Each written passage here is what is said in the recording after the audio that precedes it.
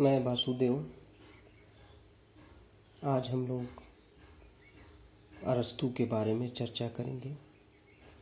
इसमें हम देखेंगे कि अरस्तु के जीवन परिचय के बारे में, उसके कार्य क्षेत्र के बारे में, उसके कार्य प्रणाली के बारे में, नागरिकता के बारे में क्या कहते हैं, राज्य को कैसे देखते हैं, इसके बारे में चर्चा करते हैं। तो अरस्तु यूनान के दार्शनिक मनीषियों में सुकरात और प्लेटो के बाद अरस्तु का नाम बड़े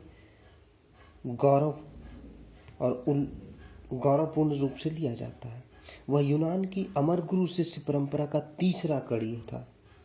वह यूनान का बीज की तरह सुकरात में आया, लता की भांति प्लेटो में फैला और फूल की तरह अरस्तु में खिला।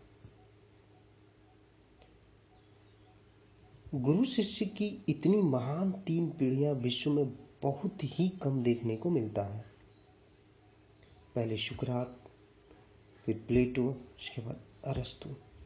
सुकरात महान के आदर्शवादी तथा कवित्वमय शिष्य, प्लेटो का यथार्थवादी और वैज्ञानिक दृष्टिकोण रखने वाला शिष्य अरस्तु बहुमुखी प्रतिभा का धनी था। यदि हम सुकरात के बारे में बात करते तो सुकरात एक आदर्शवादी था। यदि हम प्लेटो के बारे में बात करते तो प्लेटो की कवित्वमय शिष्य था और यथार्थवादी था। और यदि अरस्तु के बारे में बोलते हैं तो ये यथार्थवादी और वैज्ञानिक दृष्टिकोण रखने वाला विचारक थे।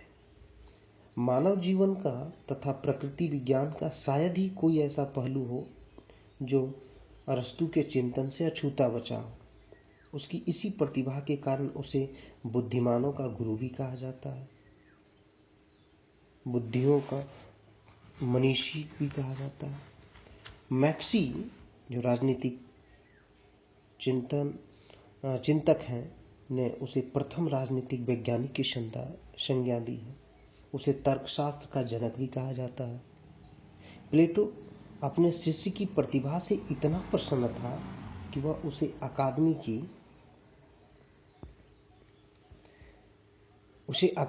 की शरीर धारणी बुद्धिमता भी कहते थे अरस्तु को।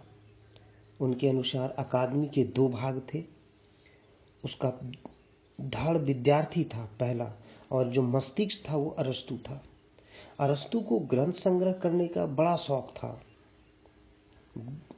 बहुत सारे। अतः प्लेटो जो है उनके इस शौक, उनके इस कार्य को कहते थे कि जो अरस्तु का घर है वह पाठक का घर कहता था। अरस्तु का जन्म 384 ईसा पूर्व मैसिडोनिया के स्टेजिरा नामक नगर में हुआ था, जो एथेंस से लगभग 200 मील उत्तर में था। अरस्तु के पिता मैसिडोनिया के राजा तथा सिकंदर के पितामह एमंटस के मित्र और चिकित्सक था। अस्पताली लाइफ वातावरण में उसका लालन पालन हुआ। इस तरह उसके मस्तिष्क में वैज्ञानिक ढंग से सोचने समझने का अभ्यास होता गया बचपन से ही, जिसके लिए उसे हर तरह का अवसर और प्रेरणात्मक मिला। अरस्तु बहुमुखी प्रतिभा का विलक्षण व्यक्ति था। अरस्तु विद्या का सर्वश्रेष्ठ एवं प्रमुख विश्वकोशी था। उसने तर्कशास्त्र, प्राणीशास्त्र, ज्योतिष शास्त्र, मनोविज्ञान, प्राकृतिक विज्ञान, आध्यात्म शास्त्र, राजनीति शास्त्र, अर्थशास्त्र, भाषण कला, लेखन कला और काव्य कला पर अनेकों ग्रंथ लिखे। ऑक्सफोर्ड विश्वविद्यालय से यह समूचा ग्रंथ 3500 पेज के लिए 12 खंडों में प्रकाशित हुआ है। वह अपने समय के यूनानी ज्ञान विज्ञान का विश्वकोश माना जाता है। अरस्तु की रचनाएं इस बात का प्रमाण है कि वह उसकी प्रतिभा बहुमुखी थी। वह अपने समय में लगभग सभी विषयों पर अरस्तु के वाक्य का अंतिम वाक्य था। यह कह सकते हैं कि अरस्तु जो थे वो वैज्ञानिक दृष्टिकोण से सोचते थे और यथार्थवादी थे। वो यथार्थवादी थे और उसको धरातल पे कैसे उतारा जाए इसके बारे में बखूबी उनमें ये चीज़ें कूट कूट के भरी हुई थी।